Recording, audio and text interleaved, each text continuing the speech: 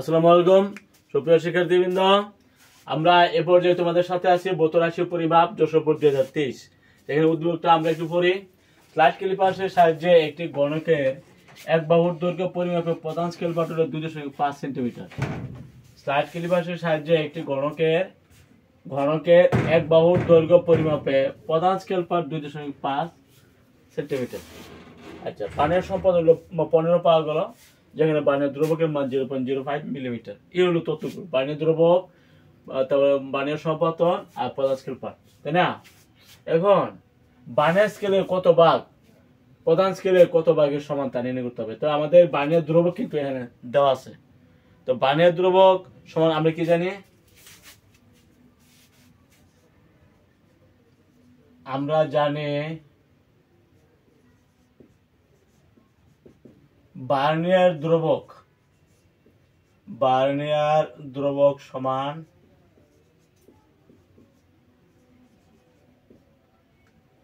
Barnier দ্রবক BC সমান কি প্রধান স্কেলের ঊর্ধ্বতম এক বর্গের দৈর্ঘ্য প্রধান স্কেলের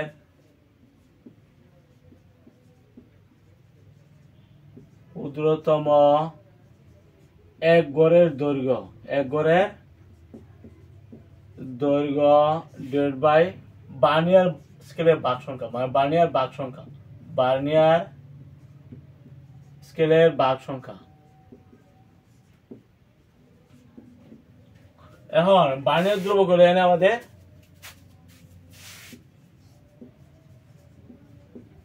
বার্নিয়ার দ্রবক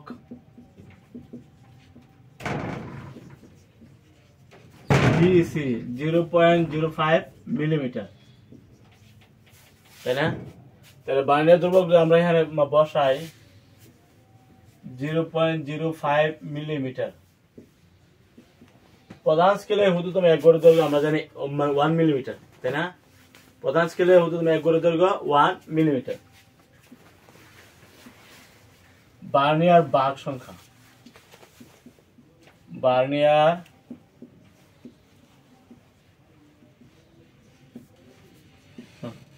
আমরা এখন বার্নিয়ার স্কেলের ভাগ সংখ্যাটা বার্নিয়ার দ্রবক থেকে বার্নিয়ার স্কেলের ভাগ সংখ্যাটা হিসাব করতেছি।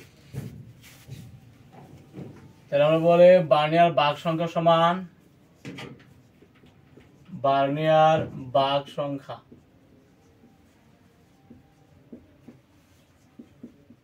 কি হবে 1/0.05, দুদিকে মিলিমিটার,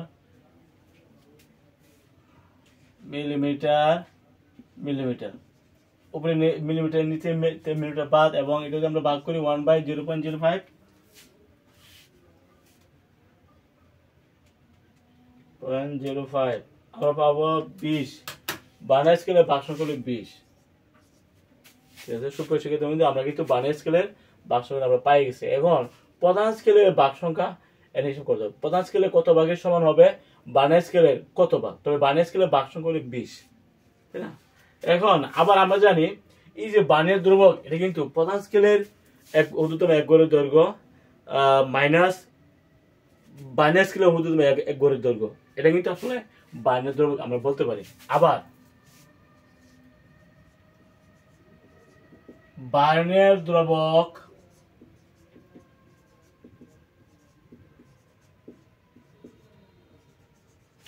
বিসি সমান প্রধান স্কেলের ঊর্ধ্বতম এক গড়ের দৈর্ঘ্য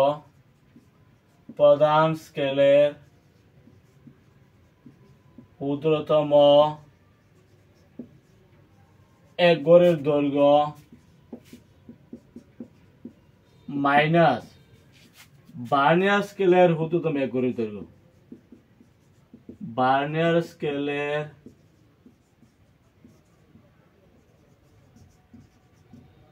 ঊর্ধ্বতম এক গড়ের দৈর্ঘ্য,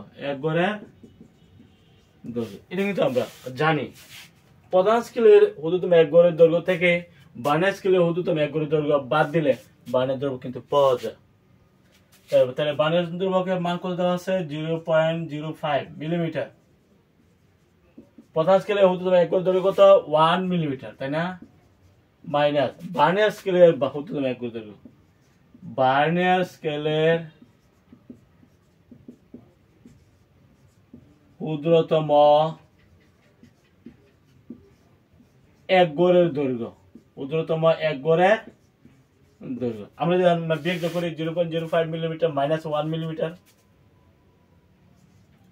0.05 মিলিমিটার মাইনাস 1 মিলিমিটার সমান মাইনাসের বাইনাস স্কেলের ক্ষুদ্রতম এক গড়ের দৈর্ঘ্য, বাইনাস স্কেলের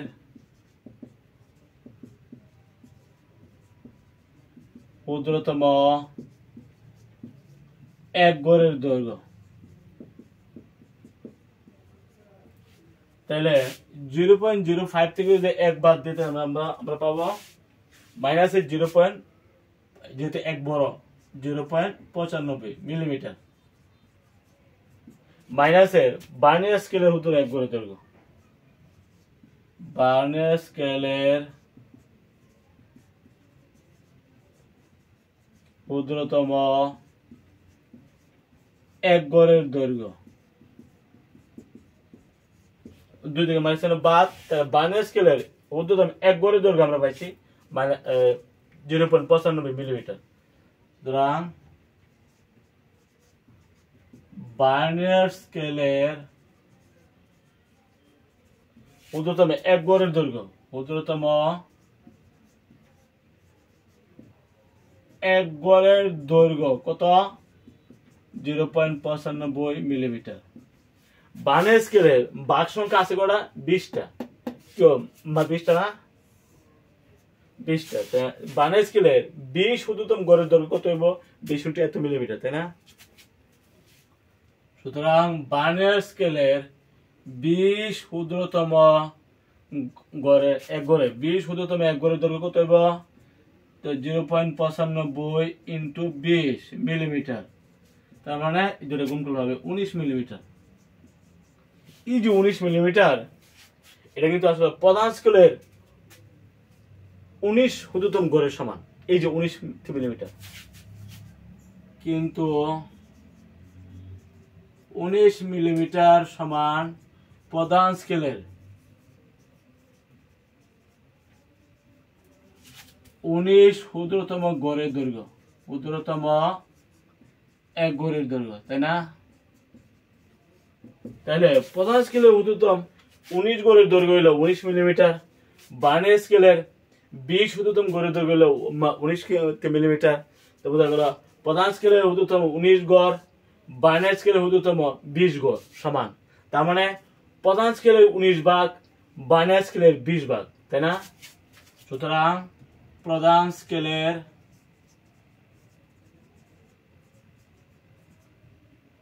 19 ভাগ সমান বার্নিয়ার স্কেলের 20 ভাগ, বার্নিয়ার স্কেলের 20 ভাগ। কারণ বার্নিয়ার স্কেলের 20 ভাগ আমরা পাইছি 19 মিলিমিটার। এই যে বার্নিয়ার স্কেলের 20, এই যে 20 ক্ষুদ্রতম গড়ের দৈর্ঘ্য পাইছি 19 মিলিমিটার। আবার এই যে 19 মিলিমিটার কিন্তু প্রধান স্কেলের 19 ক্ষুদ্রতম গড়ের দৈর্ঘ্য, যেহেতু প্রধান স্কেলে এক ক্ষুদ্রতম গড়ের দৈর্ঘ্য হলো 1 মিলিমিটার, তাহলে 19 মিলিমিটার কি 19 ক্ষুদ্রতম গড়ের দৈর্ঘ্য। তাহলে বোঝা গেল প্রধান স্কেলে 19 ক্ষুদ্রতম গড়ের দৈর্ঘ্য পাইছি 19 মিলিমিটার, বার্নিয়ার স্কেলে 20 ক্ষুদ্রতম গড়ের দৈর্ঘ্য পাইছি 19 মিলিমিটার। অর্থাৎ বার্নিয়ার স্কেলে 20 ভাগ সমান প্রধান স্কেলে 19 ভাগ। যেহেতু প্রধান স্কেলে 19 গড়ের সমান হলো 19 মিলিমিটার, বার্নিয়ার স্কেলে 20 গড়ের সমান হলো কিন্তু 19 মিলিমিটার। তাই আমরা কি বলতে পারি? প্রধান স্কেলে 19 ভাগ, বার্নিয়ার স্কেলে 20 ভাগ সমান, তাই না? আশা করি এই ব্যাপারটা বুঝতে পারছি। আমরা এখানে এটা ব্যাখ্যা করলে আমরা বার্নিয়ার দ্রবকের আমরা সাহায্য নিছি। বার্নিয়ার দ্রবক আমার সমান আমরা জানি প্রধান স্কেলের ক্ষুদ্রতম এক গড়ের দৈর্ঘ্য ভাগ বার্নিয়ার ভাগ সংখ্যা। তো বার্নিয়ার দ্রবক এখানে 0.05 মিলিমিটার সমান প্রধান স্কেলের ক্ষুদ্রতম এক গড়ের দৈর্ঘ্য আমরা জানি 1 মিলিমিটার, বার্নিয়ার ভাগ সংখ্যা। তাইলে এই বার্নিয়ার ভাগ সংখ্যা কত হবে? 1/0.05 মিলিমিটার, মিলিমিটার বাদ 20, তাহলে বার্নিয়ার ভাগ সংখ্যা হলো 20। আমরা প্রথমে নির্ণয় করলাম বার্নিয়ার ভাগ সংখ্যা 20 বার্নিয়ার দ্রবক থেকে। তাই এখন বার্নিয়ার দ্রবক আরো আমরা জানি বার্নিয়ার দ্রবক কিন্তু প্রধান স্কেলের ক্ষুদ্রতম এক গড়ের দৈর্ঘ্য থেকে বার্নিয়ার স্কেলের ক্ষুদ্রতম এক গড়ের দৈর্ঘ্য বিয়োগ করলে পাওয়া যায়, এটা আমরা জানি। তাহলে বার্নিয়ার দ্রবক 0.05 মিলিমিটার সমান আমরা বলতে পারি প্রধান স্কেলের ক্ষুদ্রতম এক গড়ের দৈর্ঘ্য মানে 1 মিলিমিটার, বার্নিয়ার স্কেলের ক্ষুদ্রতম এক গড়ের দৈর্ঘ্য। তাহলে এখান থেকে যদি আমরা বিয়োগ করি 0.05 মিলিমিটার মাইনাস 1 মিলিমিটার, তাহলে 0 পয়েন্ট মাইনাসের যেহেতু বড়টা মাইনাস 0.095 মিলিমিটার হলো মাইনাসের বার্নের স্কেলের ঊর্ধ্বতম এক গড়ের দৈর্ঘ্য। এবার যদি মাইনাস আমরা বাদ দিলাম, বার্নের স্কেলের ঊর্ধ্বতম এক গড়ের দৈর্ঘ্য হলো 0.95 মিলিমিটার। তাহলে বার্নের স্কেলের ভাগ আছে কটা? 20টা। 20 গড়ের দৈর্ঘ্য কত হবে? 20 মিটার, তো 19 মিলিমিটার। এই যে 19 মিলিমিটার আমরা বার্নের স্কেলের 20 গড়ের দৈর্ঘ্য আমরা পাইছি 19 মিলিমিটার। এটা কিন্তু আসলে প্রধান স্কেলের 19 গড়ের সমান। যেহেতু প্রধান স্কেলের এক গড়ের ঊর্ধ্বতম এক গড়ের সমান হলো 1 মিলিমিটার, তাই 19 মিলিমিটার কি প্রধান স্কেলের 19 ঊর্ধ্বতম গড়, তাই না? তাহলে আমরা প্রধান স্কেলের 19 ঊর্ধ্বতম গড়ের দৈর্ঘ্য আমরা পাইছি কত? গড়ের দৈর্ঘ্য পাইছি 19 মিলিমিটার। বার্নের স্কেলের 20 ঊর্ধ্বতম গড়ের দৈর্ঘ্য পাইছি আমরা 19 মিলিমিটার। তাহলে আমরা বলতে পারি বার্নের স্কেলের 20 ভাগ 19 প্রধান স্কেলের 19 ভাগ। বুঝতে পারছেন আশা করি? পরের প্রশ্ন,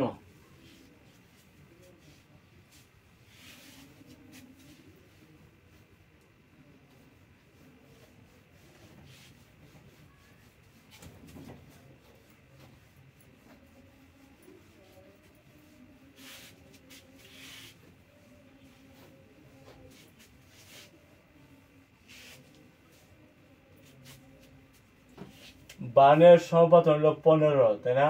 আর বার্নের দ্রব্য হলো 0.05 মিলিমিটার। এই হলো অবস্থা। পরের প্রশ্ন,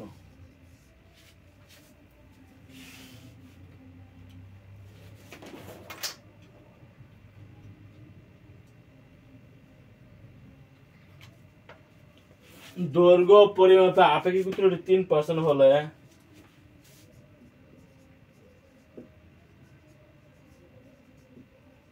দৈর্ঘ্য পরিমাপে আপেক্ষিক ত্রুটি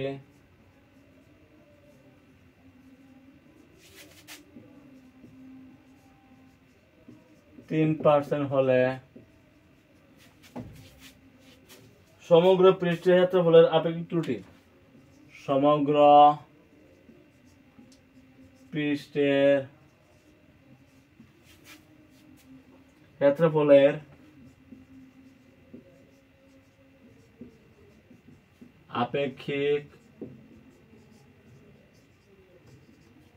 আপেক্ষিক ত্রুটি নির্ণয় করে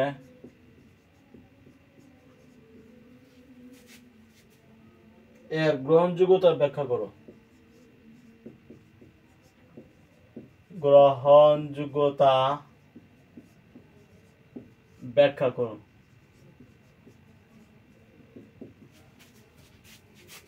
যেখানে ক্ষেত্রফলের গ্রহণযোগ্য আপেক্ষিক ত্রুটি, যেখানে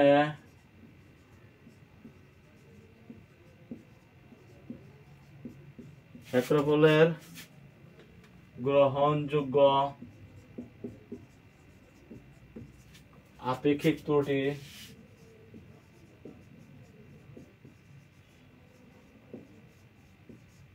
7%। এই হলো আমাদের প্রশ্ন। তো এখানে যে আমাদের দেওয়া আছে স্লাইড ক্যালিপারের সাহায্যে একটি গণক জানা যার দৈর্ঘ্য প্রস্থ উচ্চতা সমান। তাইলে এক বাহুর দৈর্ঘ্য পরিমাপের জন্য প্রধান স্কেল পাঠ হলো 2.5 সেন্টিমিটার, সম্পাদন হলো বানের সম্পাদন হলো 15, বানের দৈর্ঘ্য হলো 0.05 মিলিমিটার। এই হলো আমাদের অবস্থান। একটা গণকের দৈর্ঘ্য এক বাহুর দৈর্ঘ্য পরিমাপ করতে গিয়ে দেখা যাচ্ছে প্রধান স্কেল পাঠে তো বানের সম্পাদন আর বানের দ্রব্য, তাই না? এই তিনটা দেওয়া আছে। এখন আমাদের দৈর্ঘ্য পরিমাপে আপেক্ষিক ত্রুটি কিন্তু 3%। সমগ্র পৃষ্ঠের ক্ষেত্রফলের আপেক্ষিক ত্রুটি নির্ণয় করতে হবে, এক গ্রহণযোগ্যতা ব্যাখ্যা করতে হবে। যেখানে ক্ষেত্রফলের গ্রহণযোগ্য আপেক্ষিক ত্রুটি হলো 7%। যাই আমাদের প্রাথমিক লেভেলের দৈর্ঘ্য পরিমাপের জন্য ক্ষেত্রে আপেক্ষিক ত্রুটি কিন্তু 3% দেওয়া আছে। তাইলে এখানে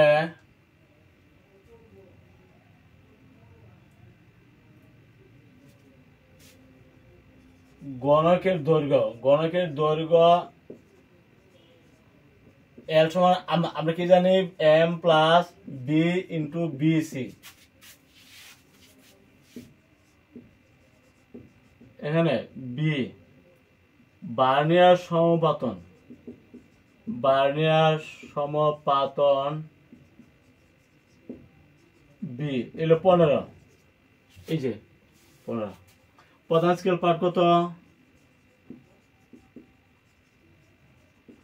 প্রধান স্কেল পার্ট এটা এম, এটা তোমার 2.5 সেন্টিমিটার। আচ্ছা, আর হলো ভার্নিয়ার দ্রবক, ভার্নিয়ার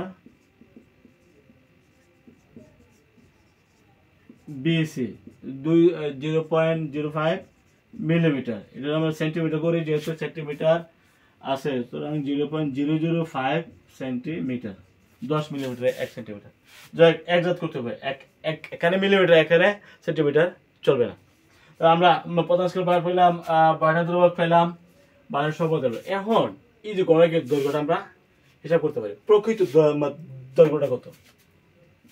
2.5 সেন্টিমিটার, সম্পাদন হলো 15, ভার্নিয়ার দ্রবক হইল 0.005 সেন্টিমিটার। তাহলে তোমরা পাইছ 2.5 প্লাস 15 ইন্টু 0.005, 2.575 সেন্টিমিটার। এটা হলো ভার্নিয়ার এই গণকের দৈর্ঘ্য এ, দৈর্ঘ্য এ সমান আমরা প্রকৃত দৈর্ঘ্যটা আমরা পাইলাম। ঠিক আছে, এখন আমাদের দৈর্ঘ্য পরিমাপে আপেক্ষিক ত্রুটি হলো 3%, তাই না? দৈর্ঘ্য পরিমাপে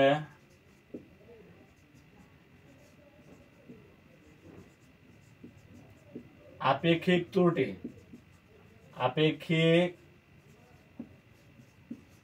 ত্রুটি হইল 3%, মানে 0.03। তা আপেক্ষিক ত্রুটি যদি 3% হয়, এখন গণকের এক বাহুর সর্বোচ্চ দৈর্ঘ্যটা কত হবে? সুতরাং গণকের এক বাহুর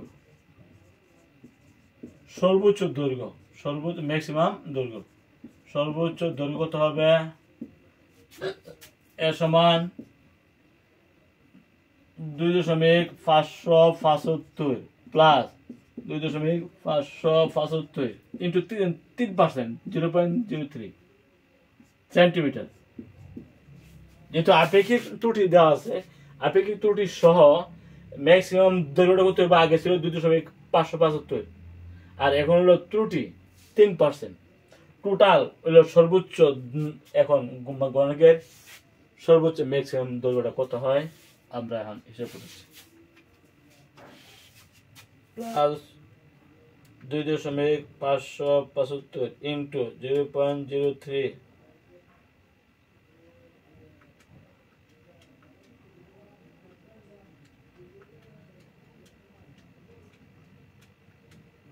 আর আছে 2.25 সেন্টিমিটার। তাইলে সর্বোচ্চ দৈর্ঘ্যটা আমরা পাইছি এটা। আর আমরা এই গণকের এক বাহুর সর্বনিম্ন দৈর্ঘ্যটা আমরা পাইতে চাই, তাহলে কি করতে হবে? বিয়োগ করতে হবে। সর্বোচ্চ দৈর্ঘ্য নিবা তখন মানে যোগ করবা, আর সর্বনিম্ন দৈর্ঘ্য নিবা তখন বিয়োগ করতে হবে। সুতরাং গণকের এক বাহুর সর্বনিম্ন দৈর্ঘ্য কত হবে?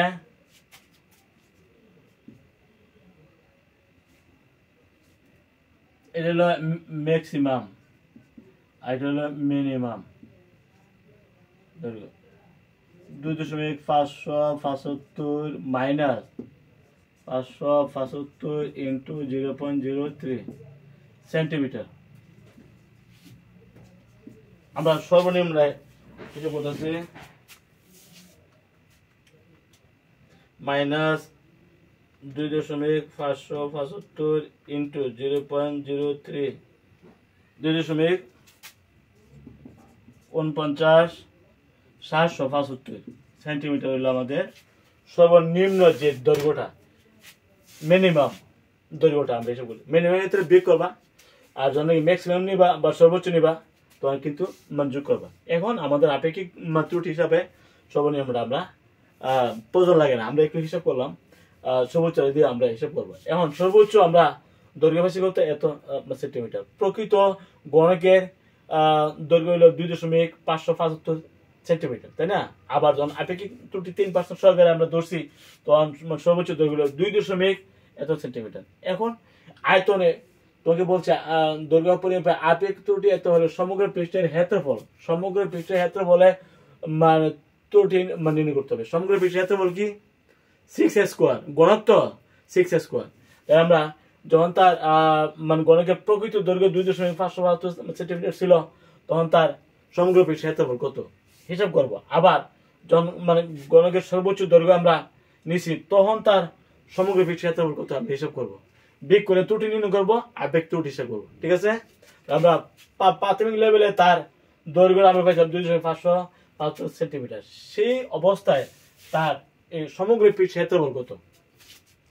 সুতরাং গণকের সমগ্র পৃষ্ঠের ক্ষেত্রফল 6a², তাই না? তাহলে 6 into 2.575 centimetre square, 6 into 2.575 centimetre square.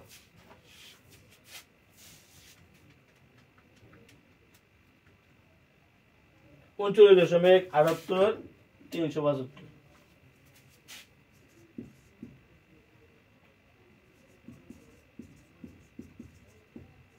বর্গ সেন্টিমিটার হলো তার প্রকৃত প্রাথমিক লেভেলের যে যত দৈর্ঘ্য হয় গণকের এক বর্গ দৈর্ঘ্য আমরা 2.575 সেন্টিমিটার ছিল, সেই দৈর্ঘ্যটা সাপেক্ষে তার প্রকৃত সমগ্র পৃষ্ঠের প্রকৃত ক্ষেত্রফল মানে সমগ্র পৃষ্ঠের ক্ষেত্রফল হলো 39.1 বর্গ সেন্টিমিটার।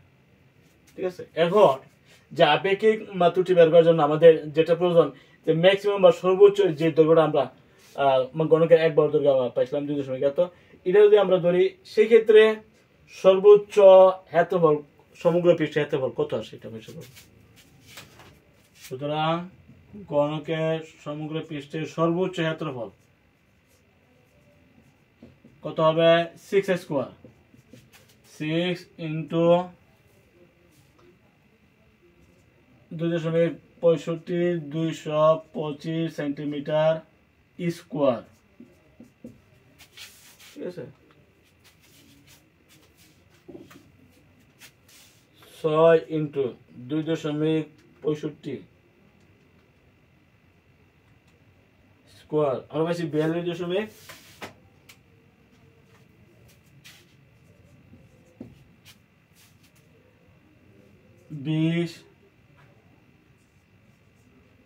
65.8038 বর্গ সেন্টিমিটার।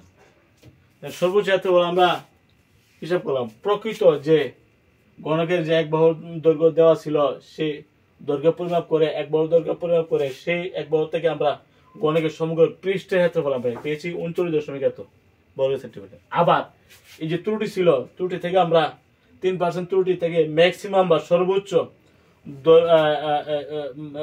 দৈর্ঘ্য নিছি, সেই দৈর্ঘ্য থেকে আমরা সর্বোচ্চ ক্ষেত্রফল আমরা নিছি, ক্ষেত্রফল হলো 42.1। সর্বোচ্চ ক্ষেত্রফল থেকে যদি প্রকৃত ক্ষেত্রফল মানে আগের যে প্রাথমিক লেভেলের যে সমগ্র পৃষ্ঠের ক্ষেত্রফল এটা আমরা বিয়োগ করি, আমরা পাবো কি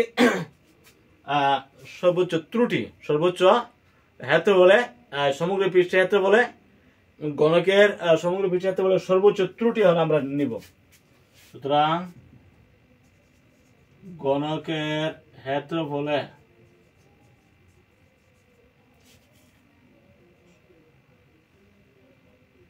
সমগ্র পৃষ্ঠের ক্ষেত্রফলে সমগ্র পৃষ্ঠের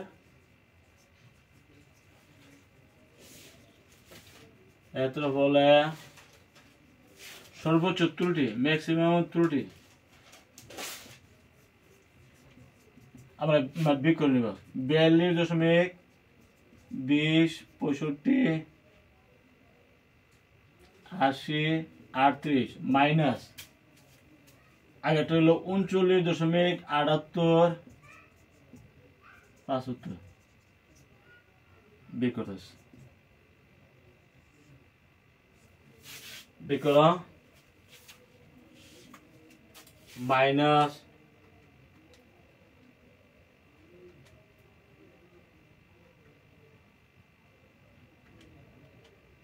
আমরা পাইছি বিয়োগফল 2 দশমিক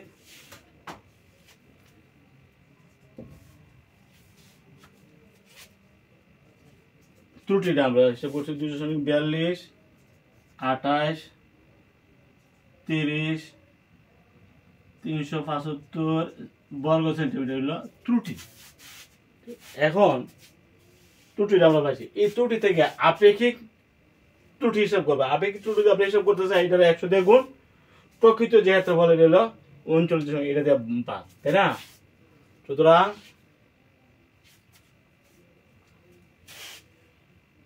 সুতরাং গণকের সমগ্র পৃষ্ঠের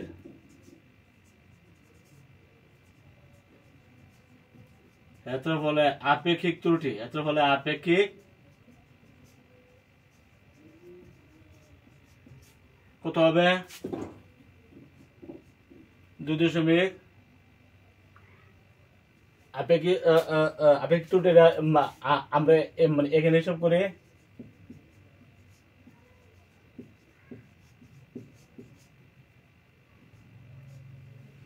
আমরা পাইছি 2.42 28 2.42 28 83 28 30 375 ইন্টু 100%। এই যে ত্রুটিটা আমরা পাইছি, এটা 100 দিয়া গুণ, যেহেতু আপেক্ষিক ত্রুটি হিসাব করতেছে গুণ দিলাম। প্রকৃত যে ক্ষেত্রফল কত ছিল? 39.78 375। ঠিক আছে?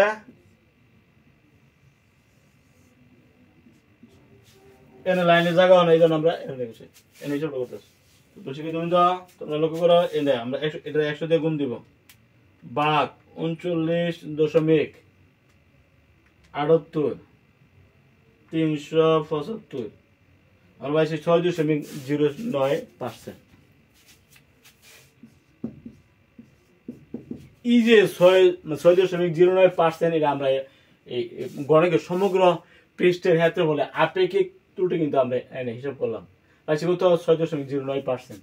আর আমাদের এখানে দেওয়া ছিল গ্রহণযোগ্যতা, এটা ব্যাখ্যা করার জন্য আমাদের আপেক্ষিক ত্রুটি দেওয়া আছে 7%, তারা কিন্তু এটা বার করছিল। এখন এটা চেক করার, আমরা চেক করে দেখলাম যে 6.09%, মানে এটা থেকে এটা কম আছে, তার মানে যে মানটা এটা গ্রহণযোগ্য মান। ওকে, এগুলো আমাদের আজকের আমাদের দৈর্ঘ্য পরিমাপ আপেক্ষিক ত্রুটি 3% হলে সমগ্র পৃষ্ঠের ফলে আপেক্ষিক ত্রুটি নির্ণয় করে। আমরা সমগ্র পৃষ্ঠের ফলে আপেক্ষিক ত্রুটি বেশি করে 6.09%, তাই না? গ্রহণযোগ্যতা ব্যাখ্যা করে, যেখানে ক্ষেত্রফলে গ্রহণযোগ্য আপেক্ষিক ত্রুটি হলো 7%। তাহলে আমরা এটা সরল করার জন্য আমরা কি করেছি? প্রথমে মানে গণকের দৈর্ঘ্যটা হিসাব করছি, একবার যে দৈর্ঘ্যটা, প্রধান স্কেল পাঠ, বানের সম্পতন, বানের দ্রব্যক হিসাব করে আমরা পাইছি 2.575 সেন্টিমিটার। এই যে 2.575 সেন্টিমিটার হলো গণকের একবার প্রকৃত দৈর্ঘ্যটা। আর ত্রুটি যদি 3% ধরে, তখন ম্যাক্সিমাম যে দৈর্ঘ্যটা এটা আসে 2.65 225 সেন্টিমিটার। তখন এটা সমগ্র তলের ক্ষেত্রফল হইব কত? সমগ্র পৃষ্ঠ ক্ষেত্রফল 6 স্কোয়ার আর সে 42.8, তাই না? প্রাথমিক লেভেলের যে দৈর্ঘ্য ছিল ত্রুটি ছাড়া, এটা দৈর্ঘ্য আমরা পাইছি কত? 39.8 বর্গ সেন্টিমিটার। তাহলে যেটা বাড়ছে এটা কি সর্বোচ্চ ত্রুটি, তাই আমরা এই ত্রুটিটা হিসাব করছি, বিয়োগ করেছি, তাই না? দুই ক্ষেত্রফল বিয়োগ করেছি, ত্রুটি বের করেছি। এই ত্রুটিকে 100 দিয়ে আমরা গুণ দিয়েছি, প্রকৃত যে এত বড় ছিল ওইটা দিয়ে আমরা ভাগ দিয়েছি, ফলে আপেক্ষিক ত্রুটি এসে পড়ছে 6.09%। তোমাকে আমরা যাচাই করার জন্য বলছে আপেক্ষিক ত্রুটি তারা হিসাব করছিল 7%, এখন দেখা গেছে 6.09%, তার মানে এটা গ্রহণযোগ্যতা আছে। ওকে,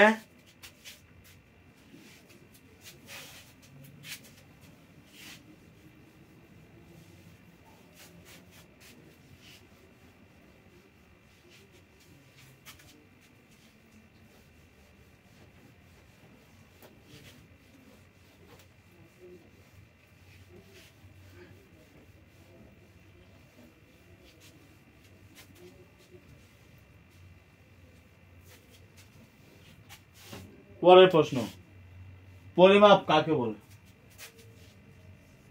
পরিমাপ কাকে বলে?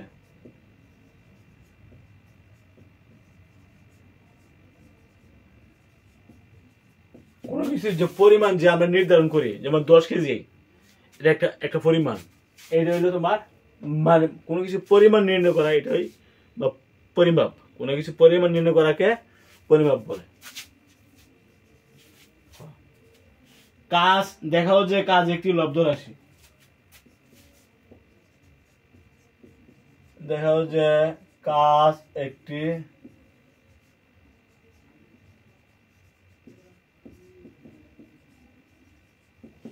আমরা জানি এই যে স্মরণ, তারপর সময়, তারপরে এই যে বর, এগুলো আসলে মৌলিক রাশি না। এগুলি যদি কোনো রাশিতে পাওয়া যায় তবে প্রমাণ হবে যে রাশিটা লব্ধ রাশি। কারণ লব্ধ রাশি হলো যে সকল রাশি বিশ্লেষণ করলে একাধিক মৌলিক রাশি পাওয়া যায় তাদেরকে লব্ধ রাশি বলে। এই যে স্মরণ, সময়, ভর এগুলো যদি পাওয়া যায় তাহলে বুঝবো যে এটা লব্ধ রাশি। কাজ মানে কি হইলো F ইন্টু S, তার মানে F কি বল ইন্টু স্মরণ, বল ইন্টু স্মরণ। বলটা কি বর ইন্টু ত্বরণ, বর ইন্টু ত্বরণ ইন্টু হইলো স্মরণ। তাহলে বর ইন্টু ত্বর মানে কি স্মরণ বাই স্মরণ স্কোয়ার, সময় স্কোয়ার ইন্টু হইলো স্মরণ। তাহলে আমরা কি পাইলাম বর ইন্টু স্মরণ, ইন্টু স্মরণ কি স্মরণের স্কোয়ার, স্মরণের স্কোয়ার, নিচে হইল সময় স্কোয়ার। এই যে বর, স্মরণ, সময় প্রত্যেকটি কিন্তু মৌলিক রাশি, অর্থাৎ প্রমাণ হয়ে গেল যে কাজ একটা লব্ধ রাশি। যেহেতু কাজের মধ্যে বিশ্লেষণ করে সময় আমরা পাইছি, স্মরণ পাইছি, বর পাইছি, অর্থাৎ প্রমাণ হইল যে কাজ একটা লব্ধ রাশি। ঠিক আছে, যেহেতু কাজকে বিশ্লেষণ করে আমরা পাইছি বর মৌলিক রাশি, স্মরণ মৌলিক রাশি, সময় মৌলিক রাশি, অর্থাৎ কাজ একটা লব্ধ রাশি। যেহেতু কাজের বিশ্লেষণ করলে একাধিক মৌলিক রাশি যাদেরকে মধ্যে বিশ্লেষণ করে পাওয়া যায় তাদেরকে বলে লব্ধ রাশি। কাজ একটি লব্ধ রাশি কারণ কাজের মধ্যে বল পাওয়া গেছে, স্মরণ পাওয়া গেছে, সময় পাওয়া গেছে, এরা প্রত্যেকটি মৌলিক রাশি, এই জন্য কাজ একটি লব্ধ রাশি। ওকে, আগামী ক্লাসে আমন্ত্রণ জানিয়ে এখানে শেষ করছি। সবাই ভালো থাকো, আলহামদুলিল্লাহ।